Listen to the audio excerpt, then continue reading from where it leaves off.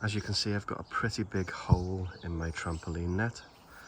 I'm going to fix this using some fishing line, pair of scissors, a needle and a couple of pegs.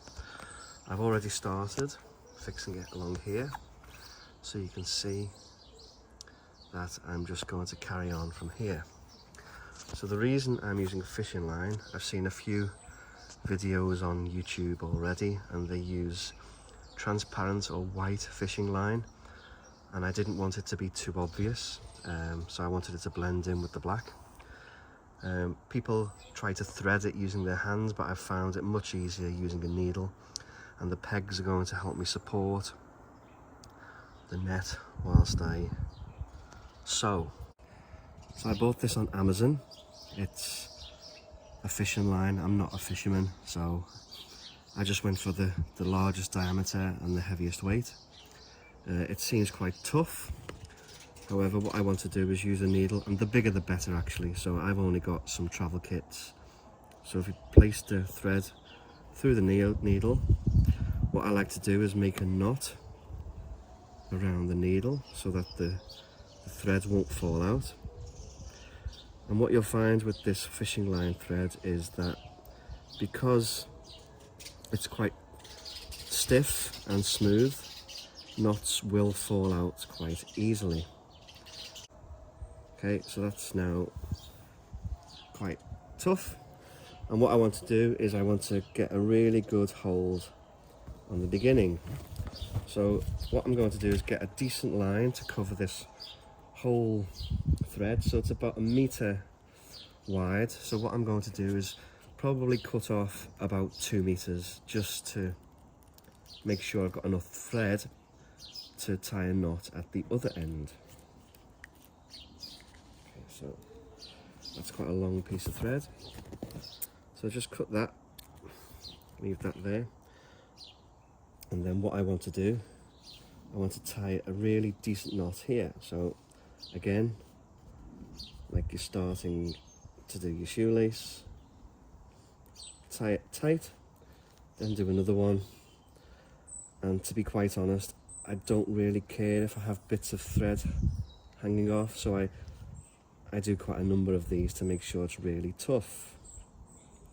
Because what you don't want to happen is for this knot to come undone, and then all of your hard work fall apart as the kids bounce against the sides. Now I know they're not supposed to bounce against the sides, and it's a safety net. However, if you've got kids of your own, they pretty much use this like a wrestling ring. Okay, that's nice and tight. So to stop it slipping as well, the single thread, what I normally do is I put a loop knot on the single thread to make like a, and then if I use my finger, I can guide that towards the knot itself, and then get like a loop knot, so that if it does slip through itself, you have that knot to stop it slipping through the main knot. Okay, it can be a little bit fiddly. If you do it a couple of times, you should make that knot bigger. There you go. I'll do it probably 3 times, and that'll ensure you have a really strong holding knot to start sewing. There you go. So you can see there, if you can see a really thick knot. So with my scissors, just cut after that, and then yeah, pull it tight. Got quite a strong knot there. Okay. Next, what I like to do, just to help me, is I like to kind of peg some of the knot along, so that it just makes it easier when you're sewing, and you can take these pegs off as you move along the knot. So I've just got 2 pegs.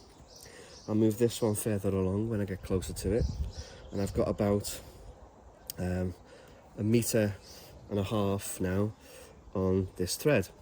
So you'll see people coming through the net and just looping it until the end and tying another knot.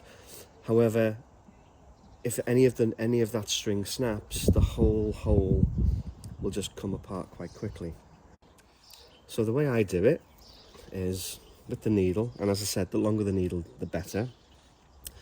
I go through about 2 loops below and 2 loops above, and then instead of starting the next loop, I come through the hole, tighten it up, and what that does, it forms a really strong, I'm sure there's a professional term for it, so through and back through the hole, tighten it up.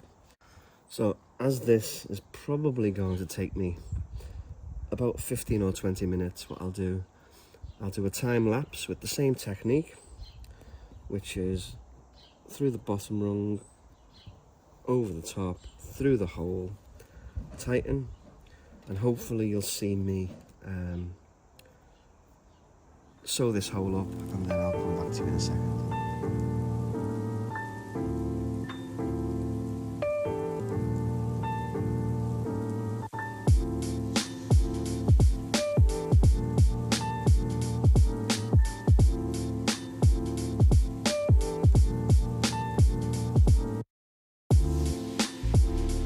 Okay, so I've got to about halfway, and I'm starting to realise that actually I'm going to need more thread. So I'd say you need about double the amount of thread with this technique than you do for the length of the hole. So what I'm going to do is I'm going to tie this knot off again similar to the front. I don't want it coming loose, so I'll do a couple of tight knots. I'll loop the string so it doesn't come through on itself, and then I'll start again.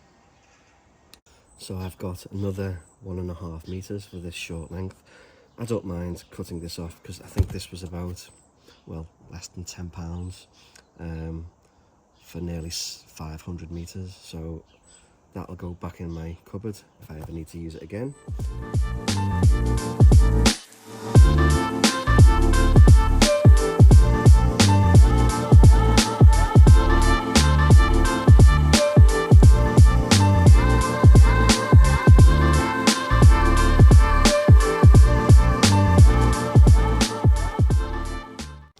So that's that done. So just tie a strong knot in the end like I did before. So a couple of loops. I like to come back on myself and through and tie some really tight knots.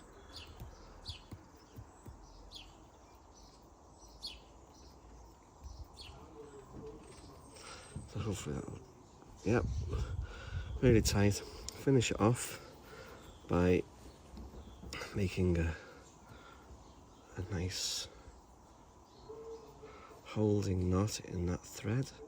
Just use your fingers to move it down so close to the knot. Another one, move it down close, thumb and finger, get it right up there. You can do as many as you like, really. The more the better. You'll notice that I didn't get a perfect finish. However, I'm not really too concerned about that. It's quite an old trampoline, and the most important thing that it's safe for your children. So tie it up, another knot. I think one more and then I'm done. Through, yep, down to the bottom, thumb and finger. Hopefully you can see there I've got a really thick loop knot at the end. Grab my scissors, cut it, and then I'm done. So when you've finished it, you will see it, but however, after a couple of days, you'll completely forget it's there. And it's a really, really tough knot, ready for your children to play on it. And now for the final test. Okay.